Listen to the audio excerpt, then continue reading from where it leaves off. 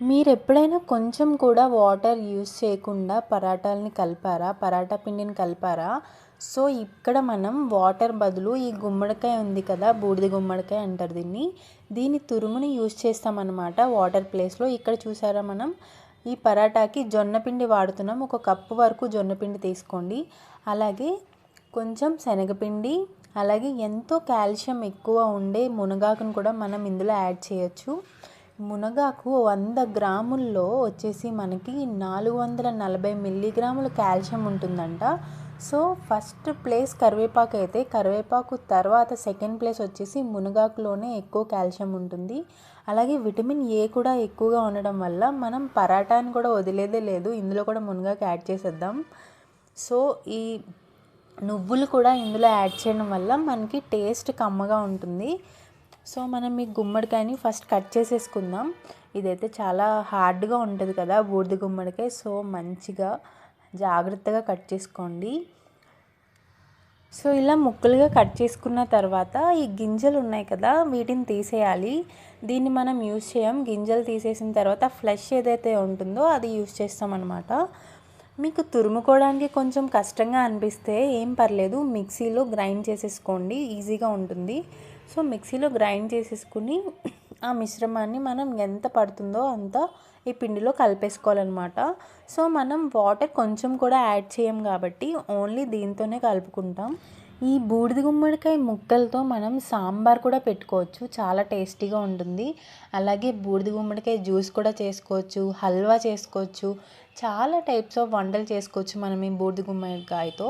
So మనకి ఇది చాలా హెల్దీ అండ్ టేస్టీగా ఉంటుంది కాబట్టి సాంబార్ మాత్రం ఖచ్చితంగా మీరు చేసి చూడాలి. ఎందుకంటే నార్మల్ సాంబార్ కన్నా బూడిద గుమ్మడికాయతో చేసిన సాంబార్ అయితే చాలా అంటే చాలా టేస్టీగా ఉంటుంది. నేను కొంచెం యూస్ చేసిన తర్వాత మిగతా అవి బూడిద గుమ్మడికాయ ముక్కలతో సాంబార్ పెట్టాను, చాలా అంటే చాలా నచ్చింది. త్వరలో నేను సాంబార్ కూడా ఎట్లా పెట్టాలో చూపిస్తాను మీకు. ఓకే, ఇలా తురిమేసుకున్న తర్వాత మనం ఇది పిండిలో వేసి మంచిగా కలిపేసుకోవాలి. ఇన్ కేస్ మీకు ఇంకా పడుతుంది అనుకుంటే కొంచెం ఎక్స్ట్రాగా వేసుకోండి. ఇందులో మళ్ళీ మీరు ఏం చేస్తారంటే తురమద్దు, ఎందుకంటే తురమడానికి కొంచెం కష్టమే. ఎందుకంటే అది మంచి హార్డ్గా ఉండదు కదా, కొంచెం మెత్తగా ఉండడం వల్ల మనం తురమడానికి ఎక్కువ టైం పడుతుందన్నమాట. సో మిక్సీలో వేసుకోవడమే ఈజ్ ద బెస్ట్. అసలు మిక్సీలో వేసుకున్న తర్వాత ఆ పేస్ట్ని యూస్ చేసుకోండి. ఇక్కడ నాకు ఇంకా డ్రైగా ఉంది కదా, సో ఇంకా కొంచెం నేను ఈ గుమ్మడికాయ పేస్ట్ యాడ్ చేశాను. తర్వాత ఒక్క స్పూన్ అంటే ఒక స్పూన్ కర్డ్ కూడా యాడ్ చేసుకుని కొంచెం గట్టిగా ఉండే పెరుగు యాడ్ చేసుకోండి. అందులో జీలకర్ర పొడి, ధనియాల పొడి, కొంచెం ఉప్పు, అలాగే 2 చిటికెలు షుగర్ కూడా యాడ్ చేసుకోండి. యాడ్ చేసుకుని మంచిగా కలిపేసుకోండి. ఇవి పరాటాలుగా చేయడానికి మన దగ్గర బటర్ పేపర్ ఉంటే చాలా బెటర్. ఎందుకంటే ఇది చపాతీ కర్రతో చేస్తే కొంచెం అంటుకుంటుంది. సో అంత పాసిబుల్ కాదు దాని మీద చేయడం. సో బటర్ పేపర్ ఉంటే మనకి ఈజీగా వచ్చేస్తుంది. మనం చేత్తోనే ఇలా ఒత్తేసుకోవడమే బటర్ పేపర్ మీద.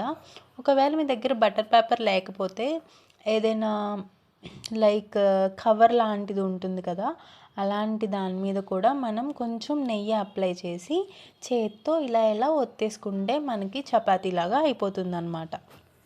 చూసారా, ఇక్కడ ఉండ అవుతుంది కదా, సో ఈ కన్సిస్టెన్సీ ఉంటే సరిపోతుంది, మనకి మంచిగా పరాటా చేసేసుకోవచ్చు దీంతో.